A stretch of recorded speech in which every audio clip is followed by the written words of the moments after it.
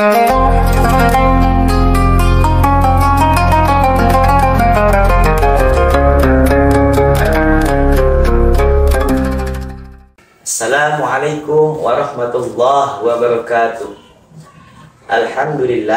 Alhamdulillahi rabbil alamin, wa bihi nasta'inu ala umuri dunya waddin, wassalatu wassalamu ala asyrafil anbiya'i wal mursalin wa ala alihi wa sahbihi wa barik wa sallim ajma'in, amma ba'du. Yang pertama dan yang paling utama daripada hari yang pertama, marilah kita senantiasa memanjatkan puja serta puji syukur kita kehadirat Allah Subhanahu wa Ta'ala, yang mana alhamdulillah kita masih berikan kesehatan, kesempatan dan panjang umur sehingga kita masih bisa melaksanakan berbagai rangkaian ibadah seperti sholat, puasa, membaca Al-Quran di bulan suci Ramadan ini.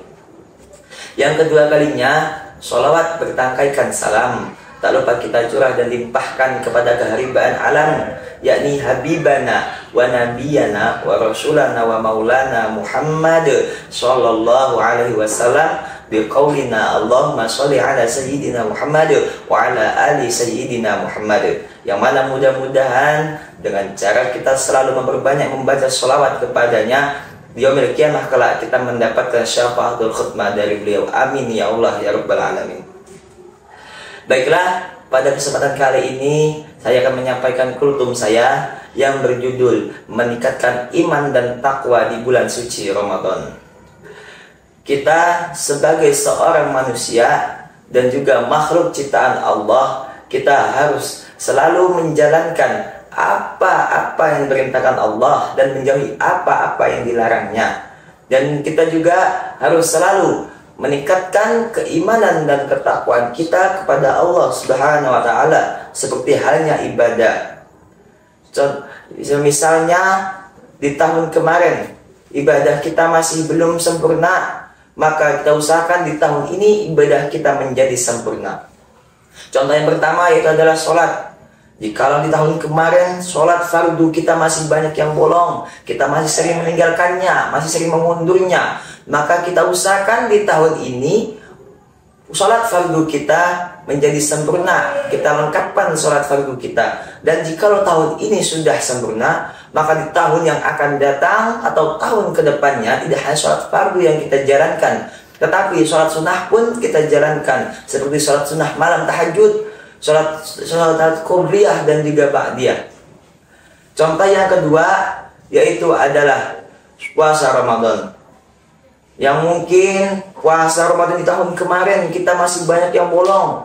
Mungkin kita masih sering motel diam-diam, di saat siang bolong kita keluar dan pergi ke rumah makan. Kita harus ubah hal buruk itu semua. Usahakan di tahun ini puasa Ramadan kita menjadi lengkap atau sempurna. Dan jikalau di tahun ini sudah sempurna, usahakan di tahun yang akan datang tidak hanya puasa Ramadan yang kita kerjakan, tetapi puasa sunnah pun kita kerjakan. Ini baru yang dinamakan peningkatan iman dan juga takwa kepada Allah.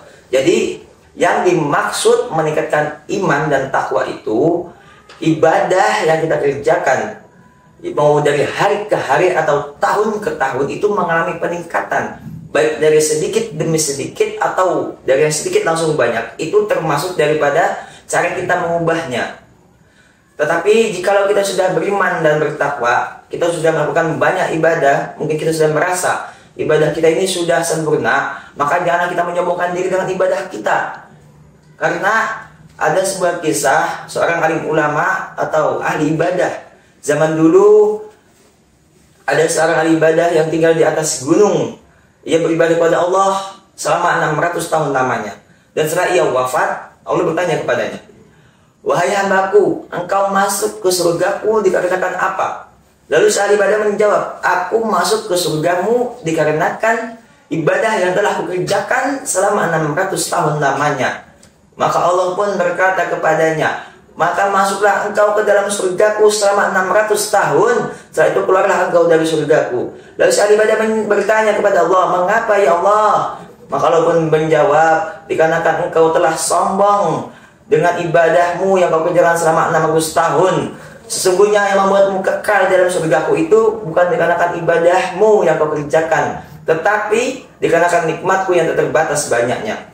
Kisah ini bisa menjadi pelajaran buat kita bahwasannya jikalau kita sudah beriman, kita sudah melakukan atau sudah merasa ibadah kita sudah sempurna, maka janganlah kita menyombongkan dengan ibadah kita. Kita berpikir bahwasannya kita bisa masuk surga dan kekal di dalamnya dikarenakan ibadah yang telah kita kerjakan. Tetapi yang membuat kita kekal di dalam surga itu dikarenakan nikmat Allah yang tak terbatas. Dan jika kita sudah beriman dan bertakwa kepada Allah, kemudian kita berdoa kepada Allah menginginkan sesuatu, namun Allah belum mengabulkannya, janganlah kita langsung berburuk sangka, jangan kita langsung berpikir bahwasanya Allah tidak sayang kepada kita, Allah tidak peduli dengan kita, lalu kita berpikir kita percuma sudah melakukan ibadah selama ini karena Allah tidak mengabulkan doa kita. Jadi Allah bukan tidak mau mengabulkan doa kita. Allah itu ingin melihat bagaimana hambanya bersabar, bagaimana hambanya memohon kepadanya dalam menginginkan atau meminta sesuatu. Karena kebanyakan manusia jikalau yang diinginkannya atau dikabulkannya, maka ia akan lupa dengan Allah. Dan Allah juga menyuruh kita untuk beriman dan bertakwa kepadanya dalam surah Al-Anfal ayat 29. A'udzu billahi minasyaitonir rajim. Bismillahirrahmanirrahim. Ya ayyuhalladzina amanu in tattaqullaha yaj'al lakum furqanan wa yukaffir 'ankum sayyi'atikum wa yaghfir lakum. Wallahu dzul fadlil 'azim. Shadaqallahul 'azim. Yang artinya, wahai orang-orang yang beriman, bertakwalah kamu kepada Allah, maka niscaya Dia akan memberikan furqan, kemampuan membedakan hak dan batil kepadamu, dan menghapus kesalahanmu dan mengampuni dosa-dosamu. Allah memiliki karunia yang besar. Quran surah Al-Anfal ayat 29. Maksud daripada ayat yang tadi, jikalau kita bertakwa dan beriman kepada Allah, maka Allah akan memberikan kita furqan, yaitu kemampuan untuk membedakan yang hak dan batil kepada kita, dan menghapus kesalahan-kesalahan kita dan mengampuni dosa-dosa yang telah kita lakukan. Oleh karena itu, marilah kita senantiasa meningkatkan kualitas dan keimanan dan ketakwaan kita kepada Allah Subhanahu wa Ta'ala dengan cara kita selalu menjalankan apa-apa yang diperintahkannya dan menjauhi apa-apa yang dilarangnya. Apalagi sekarang kita sedang berada di bulan yang penuh berkah, bulan yang penuh rahmat, bulan penuh ampunan, yakni bulan suci Ramadan. Di bulan ini barang siapa yang melakukan kebaikan atau kebajikan, maka niscaya Allah akan mengalih pahalanya sebanyak 700 kali lipat.